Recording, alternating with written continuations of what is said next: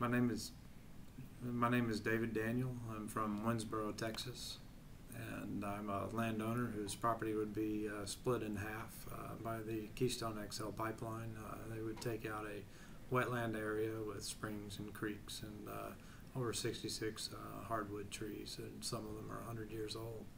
I found out about the project when my neighbor called me and said somebody was trespassing on our properties. I went and looked and found stakes in the property that said XLPL 36 inch. Knew nothing about the project. That was my introduction to the project, was trespassing.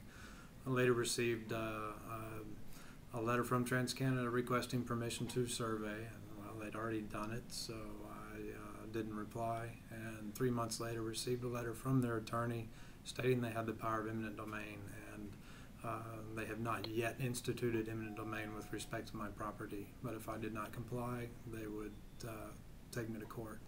And so I talked to their attorney, and he just wanted to know which pile to put me in, the cooperative pile or the blankety-blank uncooperative pile. And again, not off to a really good foot with the company, and so I began the negotiating process over 19 months of lies and deception, lies about again the trespassing, about contents, about pressure, about actually payment for damages, what they would pay for, saying they wouldn't pay for trees when they actually do pay for trees, and to battle them on that. And they finally came to me after 19 months saying, this is your final offer, take this offer. If you don't, we're going to take you to court, and you'll start at zero. And I asked if they had all the permits, everything they needed. They said, we have everything we need, nothing's going to stop this thing. A month later, I found out that they actually didn't have, after I'd signed, I found out they actually didn't have all the permits. And I began looking into it that much more. So for me, I've found that the integrity of not only TransCanada and all the lies that I have experienced, and the misdirection, but the integrity of the pipeline is in question. So for me, the integrity of the company, the integrity of the pipeline, the way it's constructed, the type of steel, and the lack of transparency and an emergency response plan is very concerning. And if they have nothing to hide, then they should be doing things very differently, but they're not. So it's just red flag after red flag with me. And being here in D.C., what do you hope to speak about with your congressman or woman? I hope to explain my experiences and my concerns, that I have legitimate concerns, again, about the integrity of the company.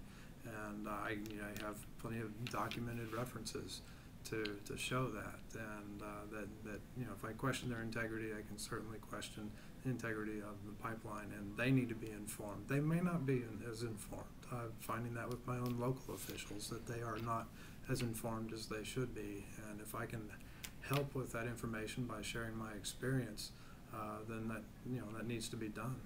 They need to be able to make an informed decision, just as all landowners and communities need to be able to make an informed decision, and that's not happening. And this is a very dangerous pipeline that will put my family's life at risk.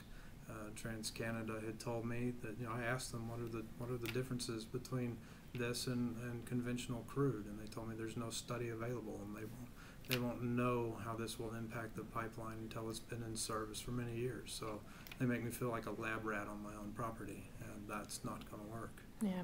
So after you leave D.C. and return to Texas, what are the next steps for you? I will continue pushing on with our local officials. We have our communities can take a stand. We have 391 sub-regional planning commissions that we can form in Texas that can create a new local unit of government that takes 2/3 elected officials and the rest elected from the community, but creating a local unit of government that can put us on a level playing field with other units of government. And in that, we can get questions answered and make demands with respect to our community, and stop it if we need to. If there was one thing you could tell everyone who will be affected, and even those who may not know they'll be affected of this project, what's one thing you'd like to tell them?